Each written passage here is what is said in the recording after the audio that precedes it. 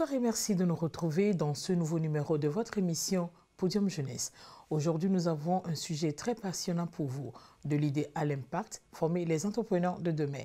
À une époque où l'innovation est plus nécessaire que jamais, nous allons explorer comment les jeunes peuvent transformer leurs idées brillantes en entreprises prospères. Pour en parler, nous sommes avec une combinaison gagnante dont l'influence et l'engagement auprès des jeunes pousses en matière d'entrepreneuriat au Togo n'est plus à démontrer. À ma gauche, il s'agit de M. Achille Nossia. Bonsoir Achille.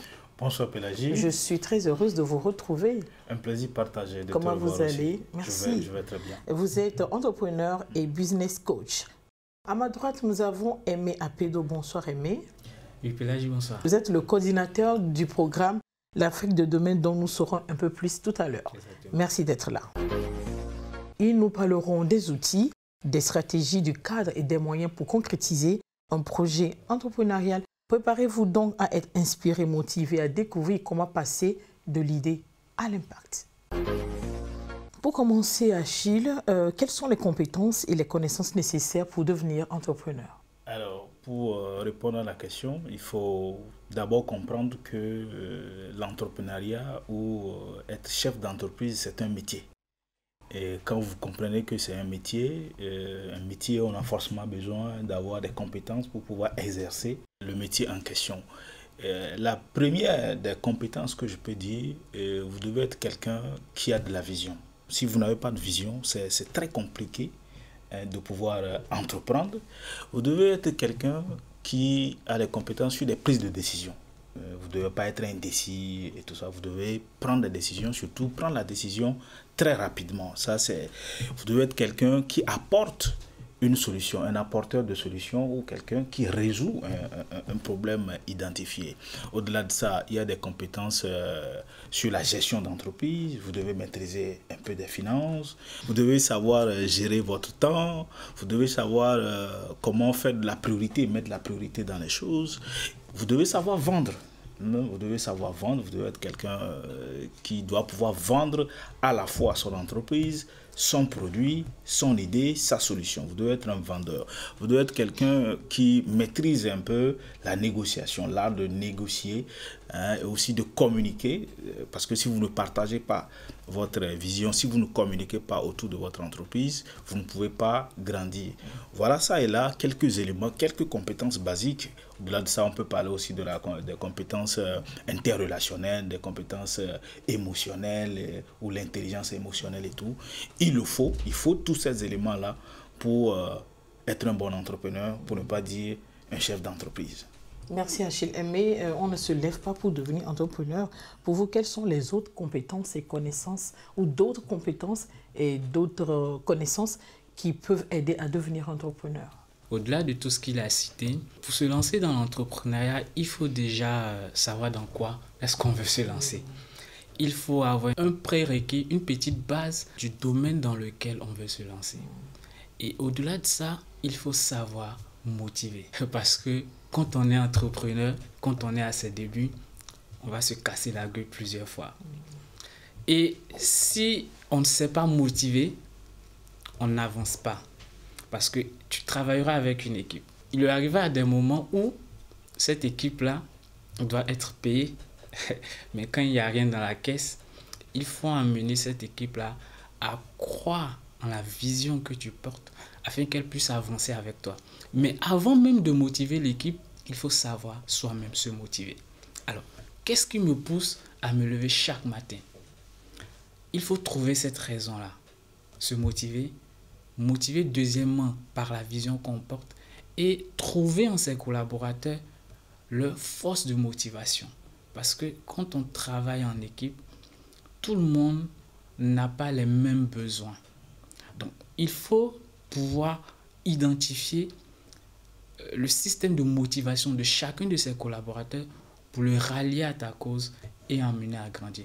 Donc, se lancer dans l'entrepreneuriat, comme on le dit souvent, on dit tout le monde peut se lancer. Oui, si tu as une vision, si tu crois fortement en elle, tu peux te lancer. Mais ne te lance pas sans avoir une petite notion de ce que tu veux faire et de là où tu vas. Voici ce que je peux ajouter. Donc on peut dire qu'il y a beaucoup d'essayistes aujourd'hui parmi les entrepreneurs, surtout parmi les jeunes entrepreneurs au Togo. Je sais qu'il y a du mimétisme. Oui, du mimétisme, Okay. parce que oui, ça parle de l'entrepreneuriat un peu partout. Voilà, j'ai mon cousin qui est devenu entrepreneur, j'ai mon voisin qui est devenu entrepreneur, j'ai mon ancien camarade qui est devenu ceci. Donc, je m'y lance aussi, puisque peut-être entre-temps, je n'ai pas réussi à me faire enrôler dans la fonction publique ou dans le secteur public. C'est l'autre alternative. Voilà, c'est l'autre alternative. Ben, ça fait qu'il y a une sorte de ruée vers l'entrepreneuriat et que beaucoup de jeunes s'embarquent aujourd'hui sans pour autant avoir de la consistance par rapport à leur vision ou à leur projet d'entreprise. Et donc ça fait qu'in fine, il y a des frustrés, il y a des gens qui n'ont pas le résultat escompté au départ. Et voilà, ça complique un peu les choses, mais ça fait partie du jeu. Bon, pour un jeune qui s'y lance, quels sont les aspects essentiels à maîtriser en matière de gestion d'entreprise? D'abord, il faut clarifier son idée d'entreprise. Il faut que ça soit clair. Qu'est-ce que vous voulez faire? Si vous n'avez pas une vision claire de ce que vous voulez faire, je ne pense pas que vous pouvez avancer sur quoi que ce soit. Il faut étudier son marché. Étudier le marché ne veut pas dire sortir forcément poser des questions aux gens. Faire un sondage. Faire un sondage. Il y a plusieurs façons d'étudier un marché, mais il faut prendre en compte réellement le besoin des gens et être sûr que vous apportez une solution. Maintenant, il faut faire aussi des projections parce que l'entreprise, je ne pense pas que ça va être une entreprise d'une journée ou d'un mois ou d'une année.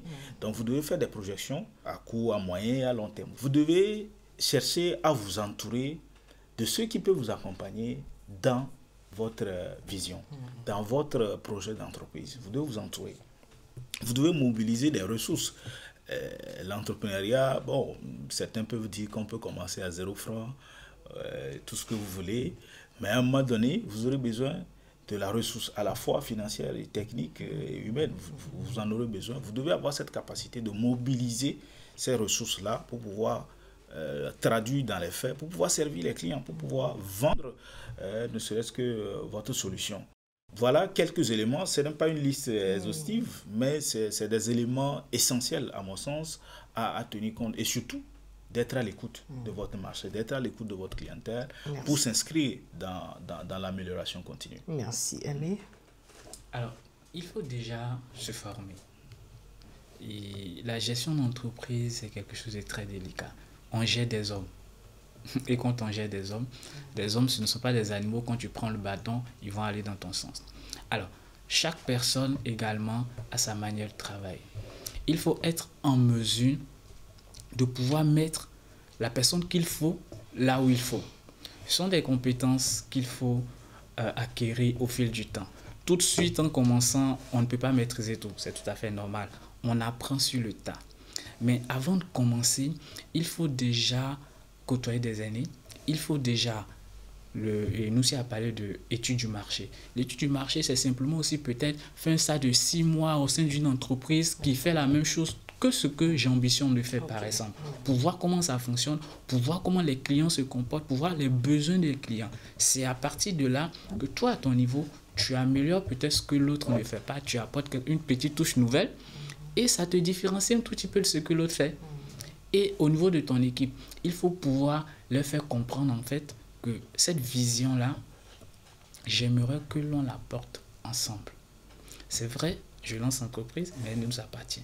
Il faut amener chaque membre de ton équipe à s'accaparer du projet. À prendre le projet comme si le projet lui appartenait. Quand on emmène chaque collaborateur à épouser pleinement la vision, la gestion de l'entreprise est un peu plus facile. Parce que même quand on n'est pas là, les choses tournent. Mais si on n'arrive pas à conduire son équipe de telle sorte qu'elle maîtrise le projet, elle maîtrise la vision, et c'est là où on va, ça devient un peu plus compliqué parce qu'on a tendance à faire tout seul. On a une vision, mais pour atteindre la vision, il faut se fixer des objectifs. Il faut partager la vision, mais il faut partager également les objectifs à atteindre par semaine, par mois, par année à son équipe. Il faut que l'équipe comprenne pleinement là où on veut aller et comment on doit faire pour atteindre ce niveau-là. Donc, au niveau de la gestion d'équipe, c'est essentiellement comment manager son équipe afin qu'elle soit pleinement au cœur du projet et qu'elle se sente impliquée. Voilà ce que je peux ajouter par rapport. Merci beaucoup. N'oubliez pas que cette émission est surtout adressée à des jeunes qui aspirent à l'entrepreneuriat ou à des jeunes qui sont en train de faire leur premier pas dans l'entrepreneuriat.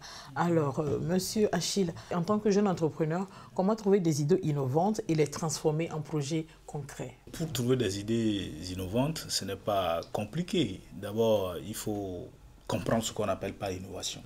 L'innovation, terre à terre, c'est une amélioration que vous apportez à une solution déjà existante ou c'est une nouvelle approche que vous apportez pour résoudre un problème donné. Et pour pouvoir avoir des idées innovantes, il faut observer. Il faut partir de l'observation. Il faut beaucoup observer autour de vous. Il faut écouter les mécontentements des clients. Ça peut être les clients d'une autre structure, mais vous écoutez leur mécontentement pour voir qu'est-ce qui marche et qu'est-ce qui ne marche pas. Il faut suivre la tendance. Nous sommes à l'ère du numérique et tout ce qui va avec. Qu'est-ce que les gens veulent? Comment les gens se comportent? Quelle est l'évolution même de notre société? Hier, on cherchait tous à aller en magasin pour pouvoir faire des achats. Mais aujourd'hui, tout le monde veut être voté dans son canapé et faire des achats et être livré au pas de la porte. Il faut observer tout ça. Il faut faire du brainstorming. Il faut faire de la réflexion. Ça peut être collective, mais il faut faire de la réflexion. Vous prenez tel domaine, vous dites, qu'est-ce qui manque pour que cette solution soit complète? Qu'est-ce qui manque pour que ce problème soit résolu entièrement et complètement? Vous y apportez les compléments manquants. Ok. Voilà comment les idées innovantes naissent. Et maintenant, après avoir trouvé l'idée, il faut le matérialiser. Il faut passer à l'action. Passer à l'action ne veut pas dire quand vous aurez toute la solution parfaite. Mais il faut commencer quand même. Et quand vous commencez, c'est avec le temps que vous allez améliorer votre innovation. Parce que l'innovation même a besoin d'être améliorée au fil du temps. Voilà comment on trouve les idées innovantes, comment on procède pour pouvoir... Pour les concrétiser. Pour les concrétiser. Mais que dites-vous de la question? Alors, il faut déjà sortir. Et un projet qui résout un problème à Lomé ne résoudra pas forcément le même problème à Sokodé, ou même à Ouaga ou à Abidjan. Donc, il faut être à l'écoute de sa communauté. Il faut être à l'écoute de sa communauté et à l'écoute surtout de ses frustrations.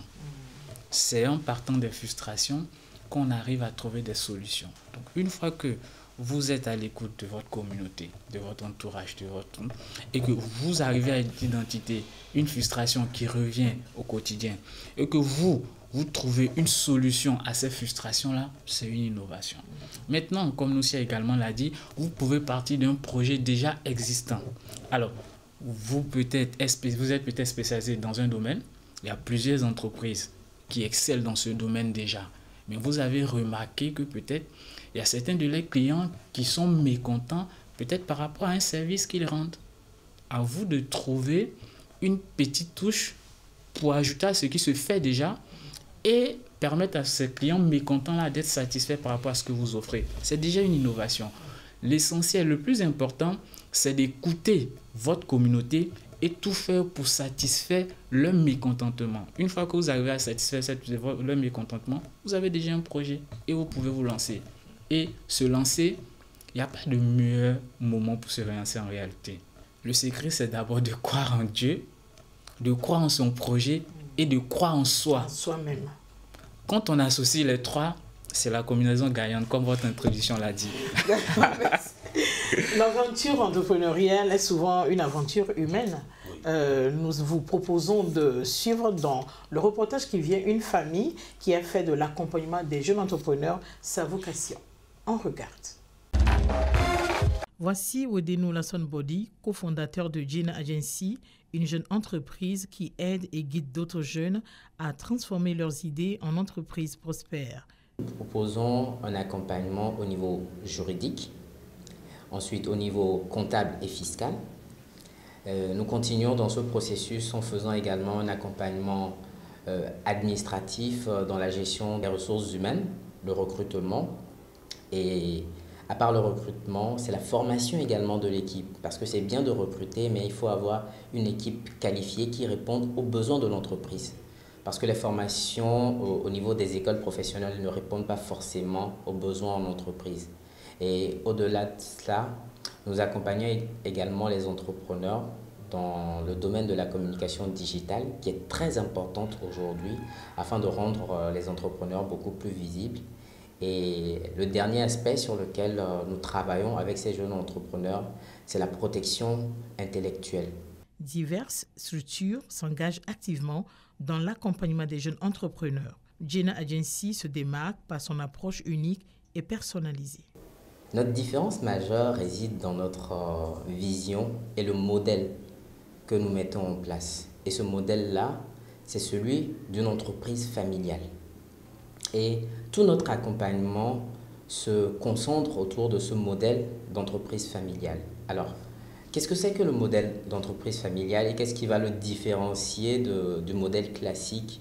C'est mettre en place des procédures qui permettent aujourd'hui à ce que l'entrepreneur puisse avoir ou mettre en œuvre les moyens nécessaires et les outils pour que son réseau familial soit également un cercle important qui puisse lui permettre d'évoluer et d'avoir des ressources, mais également développer ce réseau-là familial afin que sa ressource humaine en interne puisse être permanente, active et dynamique. Et en troisième lieu, il faut qu'il puisse transmettre son entreprise à la nouvelle génération, et une nouvelle génération qui doit forcément venir de la famille, ses enfants, ses neveux, mais toute personne qui serait intéressée à reprendre le flambeau. Pourquoi nous avons ces spécificités-là et qui nous différencient de tous les cabinets qui font du management, de l'accompagnement juridique, fiscal et comptable? C'est parce que nous avons noté un fait majeur. La création de richesses, l'innovation et les idées ne manquent pas en Afrique, ni les ressources. Cependant, ce qui manque en Afrique, c'est le management des entreprises de façon à les transmettre à la nouvelle génération afin qu'ils puissent sécuriser les acquis et les richesses de la précédente génération. Ouedénou Lassonne Body donne de précieux conseils à tous les jeunes Togolais qui rêvent de créer leur propre entreprise. L'entrepreneuriat est une bonne chose. Il doit foncer et il doit réaliser le rêve qu'il a envie d'atteindre. Cependant, il ne faut pas que ce rêve-là l'éloigne des facteurs intrinsèques du domaine de l'entrepreneuriat. Et à la base, il y a la formation. Vous êtes obligé de vous former pour pouvoir innover ou continuer à travailler dans ce domaine-là et à être excellent. À travers son engagement et sa passion, Ouedénou Lassonne Body inspire une nouvelle génération de leaders et d'innovateurs. Achille, comment un jeune entrepreneur peut-il se faire connaître et promouvoir son produit ou son service avec un budget limité? Parce que c'est le problème qu'ils vivent souvent. Oui, je partage cet avis, mais je peux apporter aussi des éléments contraires par rapport à cet avis-là. La question fondamentale, est-ce que les gens prennent la mesure, ils comprennent l'importance de se faire promouvoir? Si la personne comprend ça, la question de budget limité va être vite évacuée. Il ne se poserait pas. Et aujourd'hui, nous sommes à l'ère où les outils de communication sont plus accessibles que jamais. Donc, quand un jeune se plaint aujourd'hui de budget limité pour pouvoir faire la promotion à la fois de lui-même ou de son produit, moi je me dis, soit vous ne savez pas ce que vous cherchez. Aujourd'hui, nous avons les réseaux sociaux. Chacun a WhatsApp dans son téléphone. Chacun a un compte TikTok, Instagram, Facebook et tout. Mais qu'est-ce qu'on fait généralement? Vous ne pouvez pas avoir un produit et vous, sur votre statut, c'est les humours des gens, c'est les chansons religieuses. Bon, je n'ai rien contre la religion, pardon. Il n'y a pas meilleurs endroits pour promouvoir ces produits aujourd'hui que sur les réseaux sociaux. Les gens, ils ont leur compte TikTok, mais ils parlent réellement de leurs produits. Si ce n'est pas danser, chanter et tout. La meilleure façon de se promouvoir, si on est entrepreneur, jeune entrepreneur, il faut rendre un service impeccable. Il faut accorder de l'importance à l'offre que vous délivrez, la valeur que vous délivrez, il faut accorder de l'importance à ça. Quand vous le faites, vous n'aurez même pas à chercher à vous promouvoir. Les gens vont vous recommander. Le bouche à oreille, ça va passer, vous n'allez pas croire. Les gens vont vous recommander et vous allez vous retrouver à des endroits où vous ne pouvez pas imaginer. Les gens parleront de vous. Mais si vous n'y accordez pas de l'importance, parce que vous êtes CEO, parce que vous êtes entrepreneur DG et tout, ça ne marchera pas. Vous allez faire du surplace. Et au-delà de ça, il faut avoir ne serait-ce que ce budget limité-là, il faut l'orienter sur la communication. Il faut aller vers des professionnels de la communication, négocier avec eux. La négociation, c'est aussi, ça fait partie des compétences de l'entrepreneur. Si vous pensez que vous devez passer sur telle chaîne, vous devez paraître dans tel magazine, vous devez faire ci, vous devez faire ça, et que vous n'avez pas le budget qu'il faut, négocier au moins, aller vers la personne. Peut-être le premier coup, je ne dis pas que ça va marcher, ça peut ne pas marcher, mais vous devez toujours garder cette vision que moi je veux paraître dans telle émission, je veux paraître dans ceci, et vous y travaillez. Et un jour, ça va se réaliser. Mais si on regarde juste le bout de notre nez, on dit on n'a pas de budget, on ne peut pas se promouvoir. Moi je dis il n'y a pas de... C'est le siècle présent, on a tous les outils pour pouvoir nous faire promouvoir. Il faut adhérer à des associations professionnelles. Il faut prendre des rôles. Il faut être actif. Ça fait partie de la promotion autour de vous-même, de votre personne et de vos produits. Mais est-ce que vous aussi, tout comme Achille, vous pensez que le problème de budget limité pour faire connaître soit son produit, soit même ou ses prestations de services est battu en brèche à notre époque? Oui. Et je dis oui tout de suite parce qu'aujourd'hui, nous avons tellement de possibilités avec les réseaux sociaux. Okay? Et une personne qui veut faire la promotion de son produit ou de ses services, on suppose qu'elle a pris le temps, bien l'entrepreneur a pris le temps de peaufiner son produit ou son service. Quand on est sûr d'avoir peaufiné son produit ou son service et qu'on est sûr que le service il est assez impeccable, on prend la parole sur les réseaux sociaux. On laisse d'abord côté budget limité. On met ça de côté. On vient maintenant, on prend la parole sur les réseaux sociaux. Pourquoi prendre la parole sur les réseaux sociaux? Nous sommes connectés H24. L'entrepreneur qui dit qu'il a un budget limité, il est tout le temps sur Facebook, il est tout le temps sur Twitter, il est tout le temps sur TikTok. Mais tu as un budget limité, commence par parler de ton projet, commence par parler de tes services. Ça, c'est le premier point. L'autre point, c'est que, entrepreneurs, nous négligeons même la communication. Il faudrait qu'on se dise la vérité. La communication, le budget de communication, c'est ce que nous établissons lorsque nous avons fini d'établir toutes les autres dépenses et qu'il reste 100 francs. C'est un cas qui est assez particulier au Togolais. Et quand il reste 100 francs, on dit bon ça, on peut... Non. On l'affecte à la communication. Non. C'est un constat. Parce que en fait, c'est ça qui va te permettre de vendre. Donc en réalité, après peut-être avoir fait sortir le fonds de roulement, les dépenses, les charges quotidiennes et autres, tu sors le budget de la communication. Parce que c'est ce qui va te permettre de vendre. C'est vrai, il y a d'autres entrepreneurs qui n'ont pas forcément besoin d'Internet pour vendre. Mais ça, c'est vraiment arrivé à un certain niveau. Où tu vas sur le terrain, tu as une certaine clientèle fixe, des partenaires fixes sur le terrain. Mais si tu veux conquérir encore plus de monde, plus de clientèle, nouer des partenariats, non seulement dans ton pays et à l'extérieur, il faut prendre la parole sur les réseaux sociaux. C'est simple. C'est parfois, chaque jour, je te dis que chaque jour, tu fais une publication qui parle d'un produit de ton entreprise. Expliquer, donner le pourquoi, moi, Aimé, je dois acheter ton produit, me donner les raisons pour lesquelles je dois acheter ou me donner les raisons pour lesquelles je dois souscrire à l'un de tes services. Et c'est bon. Ce n'est pas une question de budget en réalité. C'est vrai que le budget limité ne te permettra pas de faire certaines choses, mais tu commences en bas de l'échelle. Puisque là, on parle du jeune entrepreneur. On considère un jeune entrepreneur pas une personne qui a 18 ans. On considère un jeune entrepreneur celui qui vient de se lancer dans l'entrepreneuriat. Parce qu'on peut avoir 50 ans et être un jeune entrepreneur. Quand on dit jeune entrepreneur, et certains se disent que c'est l'entrepreneur qui a 18, 19. Non, on peut avoir 20 ans et avoir 5 ans d'expérience dans l'entrepreneuriat parce qu'on a commencé tôt. Et on peut avoir 50 ans et avoir seulement qu'une année ou 2 années d'expérience. Ou 2 mois d'expérience. C'est un jeune entrepreneur. Donc le jeune entrepreneur, c'est celui-là qui vient de commencer. Donc on suppose que quand tu viens de commencer, tu n'as pas encore de gros moyens. C'est tout à fait normal. Et quand on n'a pas de moyens, on fait avec ce qu'on a. Et ce qu'on a, c'est les réseaux sociaux. C'est notre connexion Internet, c'est notre téléphone portable. On prend la responsabilité de parler de notre projet nous-mêmes. Et le petit budget qui est à côté, on va maintenant vers ceux qui sont compétents et on essaie de négocier avec eux. Il y a les partenariats qu'on peut nouer. L'entrepreneur est celui-là qui doit tout faire pour ne pas trop dépenser. C'est tout à fait normal. Donc, il faut savoir négocier. Il faut savoir également nouer des partenariats. Tu peux nouer des partenariats avec une agence de communication sur le long terme.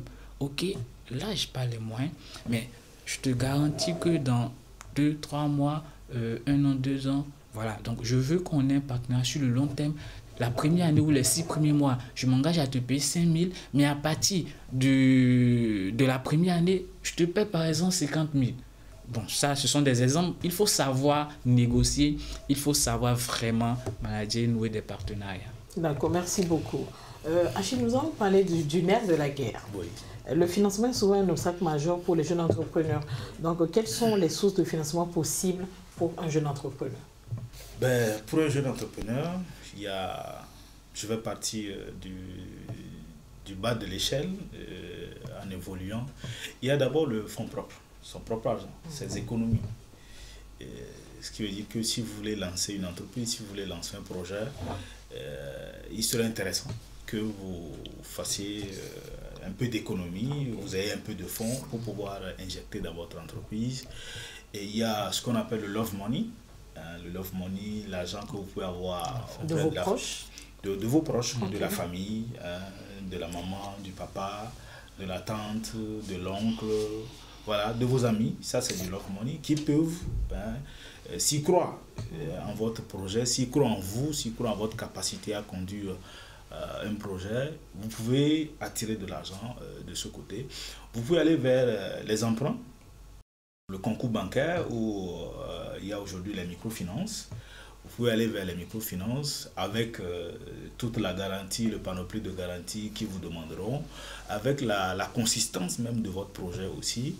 Et il y a les financements ou les sources de financement alternatifs comme le crowdfunding, qu'on a aujourd'hui, le financement participatif, qui n'est pas très développé chez nous quand il s'agit de porter des projets d'entreprise, mais quand il s'agit de faire des funérailles et autres, bon, là on est champion tout de suite. On rassemble les sous très facilement pour miser dessus. Mais ailleurs, c'est développé aujourd'hui. Vous pouvez, à travers la pré-vente de votre produit, vous pouvez gagner aussi de l'argent pour financer même la production et financer l'entreprise. Et il y a aujourd'hui les business angels qui peuvent investir dans votre projet. Qu'est-ce que vous appelez les business angels? C'est des investisseurs c'est des privés. Okay. C'est des privés qui ont de l'argent et qui croient aussi en ton projet, qui trouvent ton projet intéressant, qui peuvent injecter de l'argent dedans. Mais comme je l'ai dit, quand vous êtes jeune entrepreneur, tout de suite, je ne pense pas que les business angels vont s'intéresser à votre projet. Parce qu'ils n'ont aucune garantie pour le moment. Justement. Vous n'avez pas encore fait vos preuves. On dit souvent il faut charbonner dans un premier temps. On vous laisse charbonner, tirer les rouges. Vous tirez les rouges. Après, quand le projet sera structuré, quand vous aurez une base solide, d'autres personnes viendront miser leur argent. Et c'est beaucoup plus intéressant. Et ça évite aussi le stress aux jeunes entrepreneurs. Je conseille beaucoup d'utiliser les fonds propres, d'utiliser du love money. Ça aussi, il faut avoir une bonne relation avec sa famille, il faut avoir une bonne relation avec son entourage. Il faut être crédible. Et peut-être l'autre chose que j'ai oublié, que pendant que j'y parle, ça m'est venu, c'est aussi la stratégie des compétitions, pour lever un peu de la subvention, ça et là. Mais attention, il ne faut pas devenir un rat de compétiteur. Parce que ça arrive à beaucoup de jeunes entrepreneurs. Dès qu'ils rentrent dedans, ils prennent goût. Et à chaque compétition, ils sont là. Et au fil du temps, il n'y a même pas de projet, il n'y a même pas d'entreprise. Or, c'est un levier que vous pouvez utiliser dans un premier temps, stratégiquement, pour capter un peu de la subvention, venir investir dans votre entreprise. Dès que vous commencez à avoir vos premiers marchés, à vendre votre produit, il faut sortir de cet engrenage de concours en compétition. C'est une stratégie que personnellement, moi, j'ai utilisée.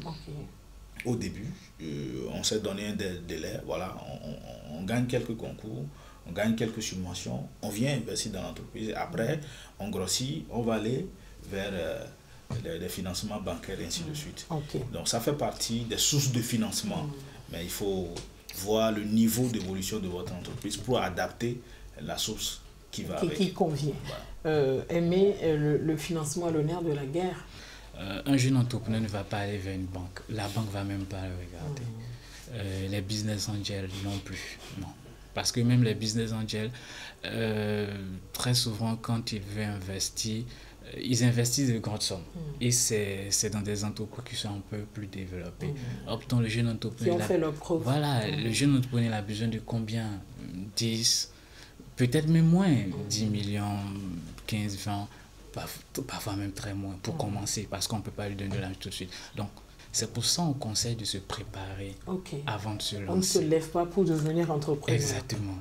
Il faut mûrir, pendant qu'on mûrit son projet sur 1 an, 2 ans, il faut déjà également préparer le financement. Il faut au moins les épargnes, avoir un minimum de ressources financières, matérielles, techniques avant de se lancer. Et la deuxième option, c'est ça, le fonds participatif, crowdfunding, avec la famille et tout. D'accord, merci. Achille, nous parlons surtout de formation au cours de cette émission. Donc, il existe aujourd'hui de nombreux programmes de formation et d'accompagnement pour les jeunes entrepreneurs. Quel est l'intérêt de cet accompagnement et comment peut-il aider un jeune entrepreneur à développer son projet? L'intérêt, d'abord, à la fois pour le jeune entrepreneur ou la structure, d'abord, si vous ne vous formez pas, vous ne pouvez pas évoluer, vous ne pouvez pas croître. Vous allez, c'est comme si vous avez des muscles, mais que vous ne l'utilisez pas, ça va s'atrophier. Le jeune entrepreneur a besoin de la formation, je dirais même fondamentalement. Chaque jour, on doit le former d'abord. Mais qu'est-ce qui arrive généralement? On a les yeux rivés sur l'argent. Quand on va vers les structures d'accompagnement, on dit non, vous avez des fonds, donnez-nous les fonds, on va aller. Certains ont pris les fonds et ils ont fui. Vous ne pouvez rien faire si vous n'avez pas les bases. Des fois, avec ces structures d'accompagnement ou avec des personnes qui accompagnent, c'est eux qui vont vous challenger. C'est eux qui vont vous ouvrir les yeux sur certains aspects de votre produit, de votre projet ou de votre entreprise, mais que vous ignorez fondamentalement. Mais si vous n'allez pas à ces formations, si vous n'écoutez pas ces personnes, vous allez avoir la tête dans le guidon. Pour vous, c'est le produit. Mon produit, je dois l'embellir. Mais il n'y a pas que le produit. Avant que le produit n'arrive au niveau du consommateur, il y a tout un travail préalable à faire. Et ça, c'est l'accompagnement. C'est l'accompagnement technique qui vous aide à le faire. Maintenant, si vous arrivez à un niveau même de votre entreprise, si vous n'avez pas des outils pour la gouvernance, ne serait-ce que la gouvernance de votre entreprise, vous ne pouvez pas évoluer.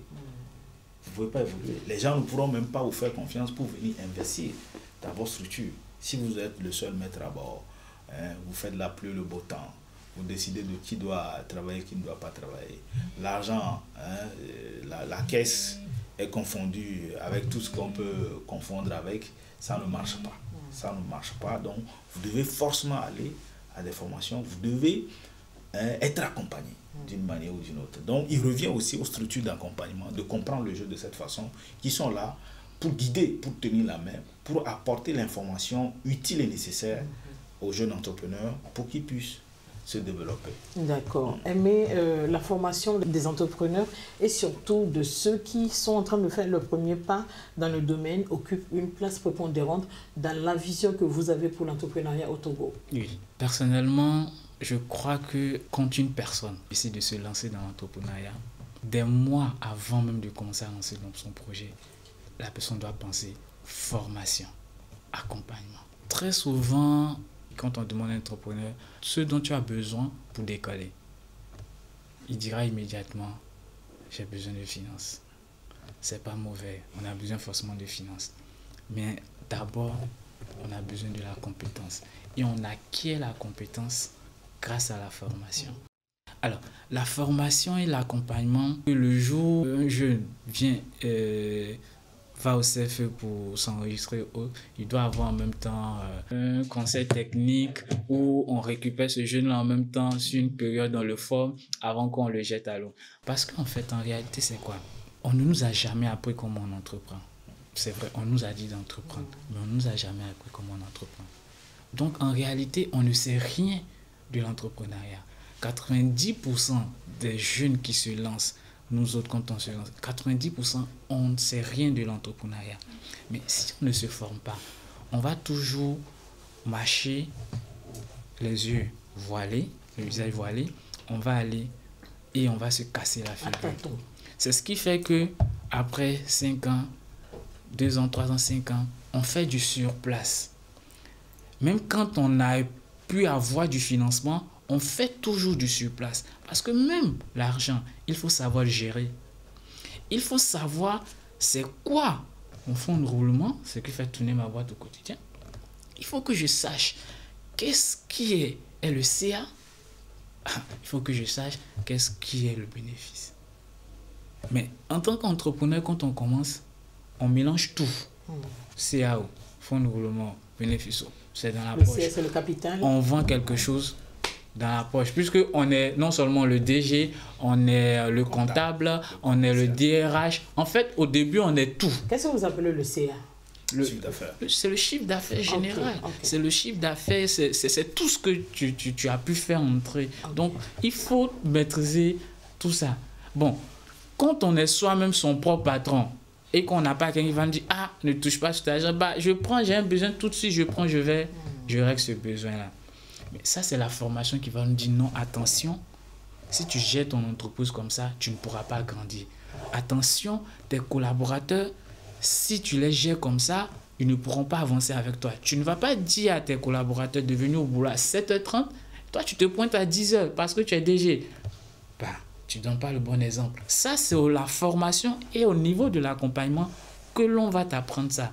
Donc, la formation, c'est en fait obligatoire pour moi que tous les jeunes qui décident aujourd'hui de se lancer pensent d'abord formation avant même de penser financement. Ok. Achille, on sait, l'entrepreneuriat, c'est un défi constant. Il est important de ne pas rester isolé et de bénéficier de l'expérience de ceux qui ont déjà réussi. Comment les jeunes entrepreneurs peuvent-ils se connecter avec des mentors, des experts ou des perles de l'entrepreneuriat comme vous pour obtenir du soutien et des conseils pratiques? Où est-ce qu'ils peuvent rencontrer ces personnes? On est partout. Ils peuvent les rencontrer dans des associations professionnelles. Okay. Nous avons aujourd'hui au Togo plusieurs associations qui regroupent des entrepreneurs. Et quand vous êtes jeune entrepreneur, ce n'est pas bon de s'isoler. J'ai l'habitude de dire l'entrepreneur ne vit pas en vase en autarcie. Il faut sortir de sa zone de confort. Il faut aller vers les gens. Et c'est toujours bien quand vous prenez exemple sur d'autres personnes, quand vous partez sur l'expérience d'autres personnes, ça vous évite des erreurs, ça vous évite des coups, parce que l'expérience a un coût. Il faut aller à des séminaires. Il faut aller à des séminaires, pas pour faire du selfie, pas pour prendre des badges, pour dire oui, j'ai été à tel séminaire, mais il faut aller à des séminaires pour te connecter à des gens, prendre des contacts. J'ai dit des contacts, pas des numéros. Prendre de bons contacts. C'est quoi la différence? Ben, un numéro, c'est le chiffre. Hein? C'est le chiffre. Et le contact, c'est quoi? Le contact, c'est le porteur du numéro. Exactement. Ok. Ouais, c'est le porteur du numéro. Voilà. C'est la différence entre un numéro et un contact. Voilà. Donc, il faut prendre des contacts. Il faut écrire. Hein? Il faut d'abord identifier un certain nombre de personnes que, dans mon domaine, il faut que je sois en contact. Il faut que je sois plus près de telle personne. Il faut identifier ces personnes-là et oser aller vers ces personnes-là. Il faut prendre l'initiative d'aller vers des gens. Généralement, dans nos sociétés, même à l'église, on est côte à côte. Si le pasteur ne dit pas « donne la paix à ton prochain », on ne sait pas qui est à mon côté. On ne sait pas qui est à mon côté. Et on loupe comme ça des opportunités. Or, vous pouvez vous présenter à la personne « bonjour madame, bonjour monsieur, moi c'est X, Y, je fais ceci, je peux prendre votre numéro ». Et quand vous prenez le numéro ou le contact de la personne, ne le gardez pas pour vous. Et c'est le jour où vous aurez un problème, vous l'appelez pour dire « Ah, j'ai tel problème ». J'ai tel problème. Ouais. Qui est là pour résoudre les problèmes des gens comme ça? Non. Il faut tester la personne ou peut-être l'appeler « Ah, on s'est vu là et j'ai vraiment apprécié, ainsi de suite, ainsi de suite. » Et puis vous gardez le contact. De temps en temps, bonjour, bonsoir, juste pour prendre vos nouvelles. Voilà, ça renforce, ça consolide les liens. Il faut avoir du réseau. Le réseau, vous n'allez pas le cueillir quelque part. Le réseau, ça se construit, ça se crée. Et vous devez chercher à être utile à ces personnes-là. Ils doivent pouvoir compter sur vous. Et ce n'est que comme ça que vous aussi, vous pouvez compter sur eux. Et vous allez avoir des gens qui vont vous prodiguer d'utiles conseils, qui vont vous recommander à des gens. Et ça marche toujours. Mais beaucoup de jeunes ignorent ça. Il faut avoir des contacts de qualité. Il faut avoir des personnes de qualité. Il y a aujourd'hui des associations, il y en a plein, il y en a plein, je ne vais pas les citer pour leur faire de la pub. Mais adhérez à ces associations, prenez des rôles, engagez-vous, soyez actifs. Ce n'est que comme ça qu'on va vous détecter, on va voir votre potentiel et on va vous aider à éclore ce potentiel-là. Merci Achille. Aimé, le mentorship dans tout domaine est important et surtout dans le domaine de l'entrepreneuriat. Ah bien sûr, parce que quoi, premièrement, il faut apprendre des années. Je vais prendre la question dans un autre sens. Je pense que tout se résume par le fait que beaucoup se lancent en entrepreneuriat pour les mauvaises raisons. Je dis mauvaises raisons parce que c'est de la manière dont nos gouvernements nous ont aussi vendu l'entrepreneuriat. Ils nous ont vendu l'entrepreneuriat comme une porte de sortie du chômage. Donc, plusieurs d'entre nous sommes lancés dans l'entrepreneuriat. Je ne veux pas m'enlever là-dedans pour dire que je me crois supérieur aux autres. Plusieurs d'entre nous nous sommes lancés dans l'entrepreneuriat en pensant que c'était vraiment l'Eldorado. C'était la solution miracle pour vraiment sortir de tout ce qui est autre. Et ce qui fait que quand on se lance, après 1 an, 2 ans, on arrive à faire entrer 1 million à gauche, ici, 2 millions ici. On est les grands PDG, on est les boss. Humilité zéro. On n'est pas humble pour approcher les aînés. En fait, c'est là-bas même le gros problème. On n'est pas humble. Sinon, les aînés sont là. C'est vrai, à tort ou à raison, on dit que certains aînés n'aiment pas tendre la main aux petits. C'est parce qu'il y a eu tellement de jeunes qui les ont déçus. Je sais de quoi je parle. Je côtoie des aînés, j'échange avec eux. Ils ont essayé de tendre la main, mais ils ont été très déçus. Ce qui fait qu'eux aussi se sont retirés. Donc, c'est nous jeunes, avec beaucoup d'humilité, on doit pouvoir les approcher. Et où est-ce qu'on les trouve? Nous, chez Coco a déjà cité les conférences, les programmes de formation même et d'accompagnement, les incubateurs.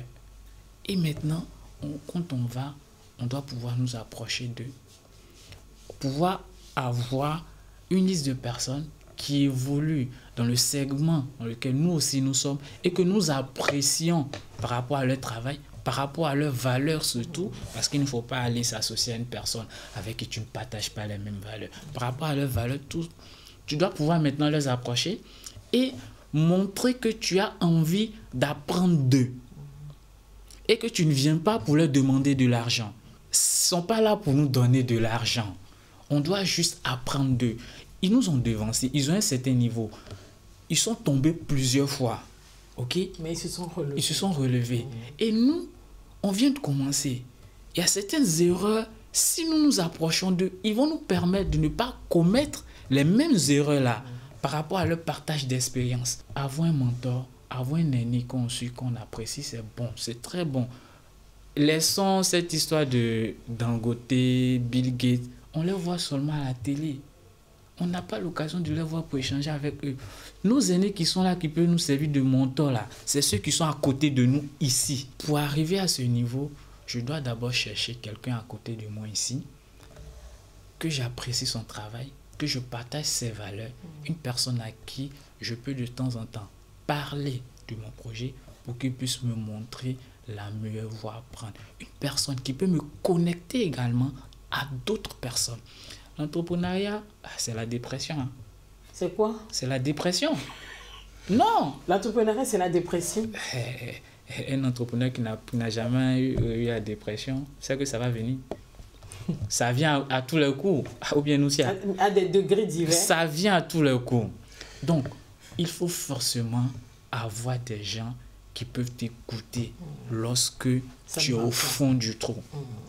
Et ces gens-là, ce sont ces aînés-là qui peuvent nous écouter, qui peuvent nous tendre la main. Il faudrait qu'arrive un moment, on redescende de nos chevaux et qu'on se dise que nous ne sommes rien. Nous sommes juste des êtres humains. Nous ne sommes pas mieux que les autres.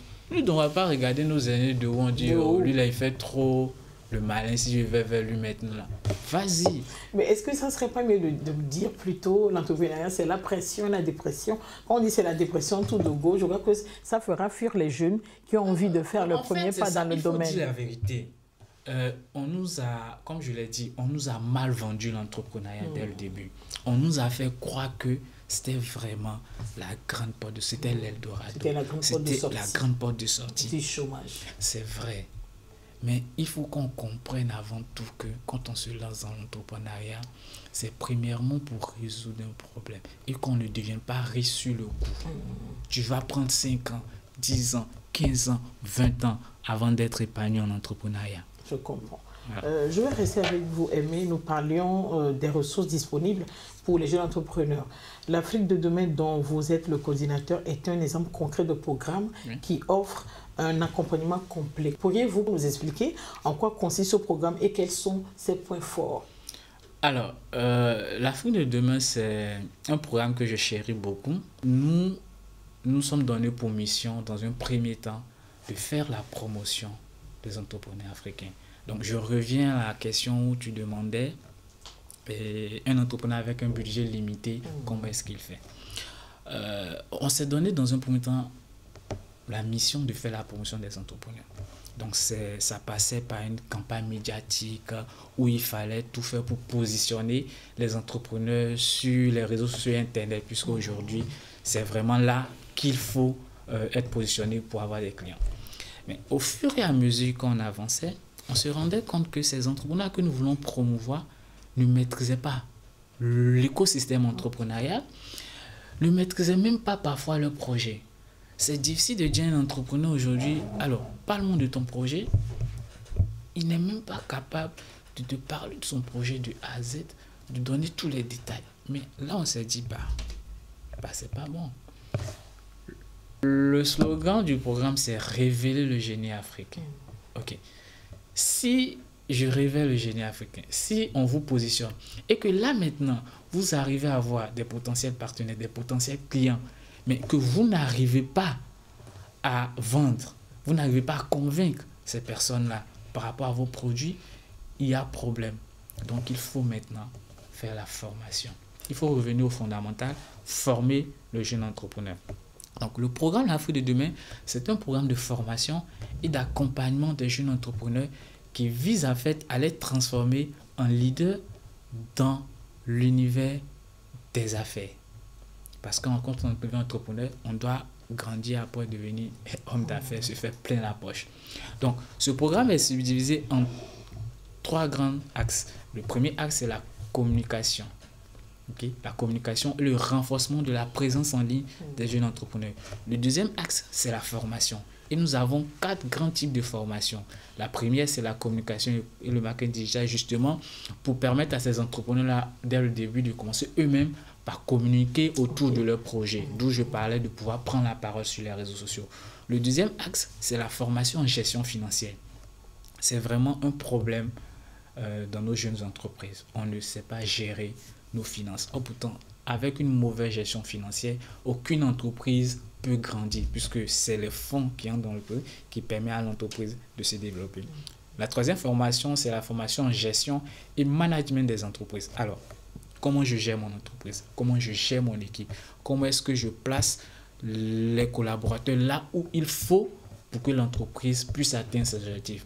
Et le dernier volet de la formation, c'est la formation en droit des affaires. Achille, avant de nous quitter, quel est l'essentiel du message ou quel est le message que vous aimeriez que nos téléspectateurs retiennent de nos échanges? La formation continue est l'un des ingrédients pour pouvoir continuer, pour pouvoir entreprendre. Si vous ne vous formez pas, si vous n'aimez pas la formation, pour vous, dès que vous avez quitté les bancs, basta, c'est fini, vous oubliez tout, pardon, il faut reconsidérer votre position par rapport à ça. Je voudrais pour finir qu'ils retiennent également qu'il nous revient à nous de pouvoir participer à la construction de ce pays. Ce n'est pas X venu d'ailleurs, Y venu d'ailleurs qui le fera pour nous. Mais ce n'est pas notre contribution citoyenne, ce n'est pas notre engagement citoyen que nous allons construire le pays. Aimé, l'essentiel?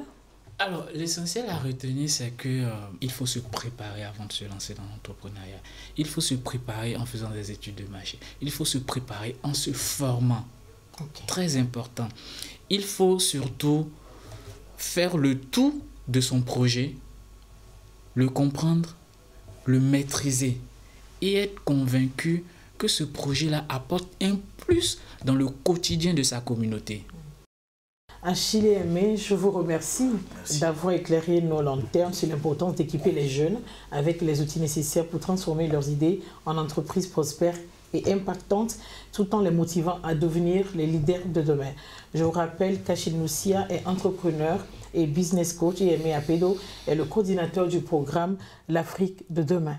Nous sommes arrivés à la fin de cette discussion qui nous a permis de découvrir ensemble le passionnant monde de l'entrepreneuriat. Ne l'oubliez pas, chaque grande entreprise commence par une petite idée. Avec de la passion, de la persévérance et les bonnes ressources, vous pouvez transformer vos rêves en réalité. Je vous remercie de nous avoir suivis.